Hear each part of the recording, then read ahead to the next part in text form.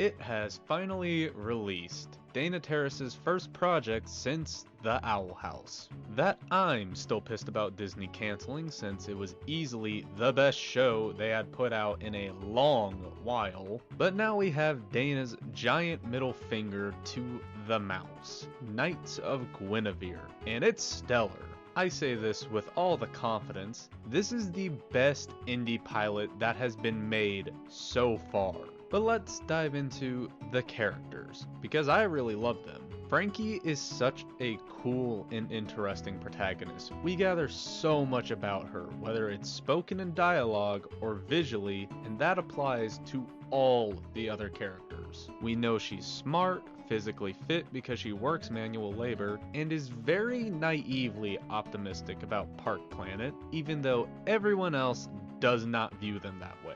Annie's a park engineer, and I'm assuming either really close friends or Frankie's partner, and is the more level-headed between the two of them. And Frankie's boss, Sparky, I just love. He's a generally shady dude who's looking for any way to make a quick buck. I also love his design. He reminds me of Hunter if he aged up and became a shady businessman. Another one of the things I like about this pilot is that its pacing is so much slower compared to every other pilot Glitch has made. And I love that. I love getting to soak in the world and characters, rather than trying to jump to all the points at breakneck speed. Speaking about soaking in the world, the major thing I loved with this pilot was the world building.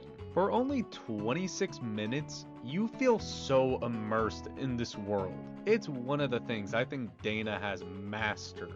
And it was one of the major things I adored with The Owl House, because she's aware that explaining how the world works doesn't do a good enough job. You've got to show how the characters, society, and mechanics of the world work, and this pilot does this in spades. We know Park Planet uses Guinevere as their cash cow and overuses her, and that they own pretty much everything.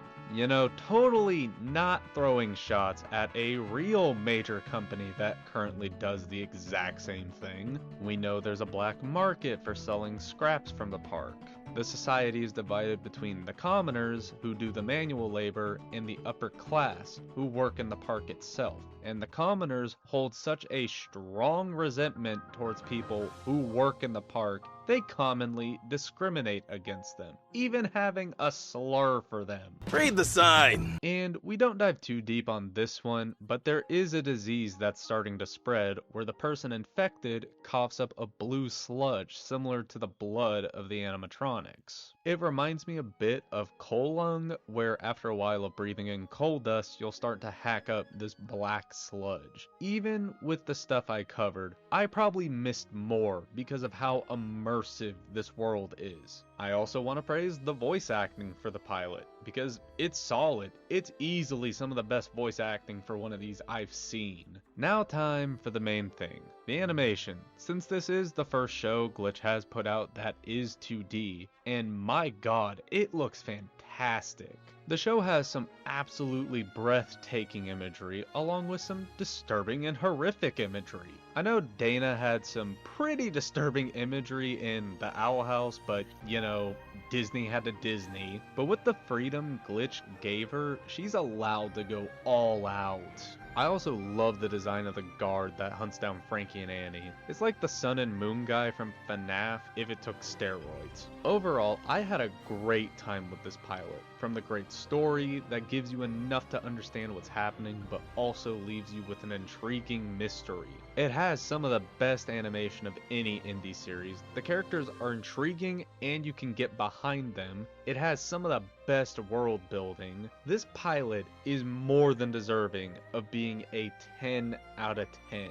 I hope and pray the show performs well enough to greenlight a season. So all I gotta say is watch the pilot, and if you can, buy some merchandise to help this series thrive. But that's all from me. I hope you've enjoyed. Take care and peace.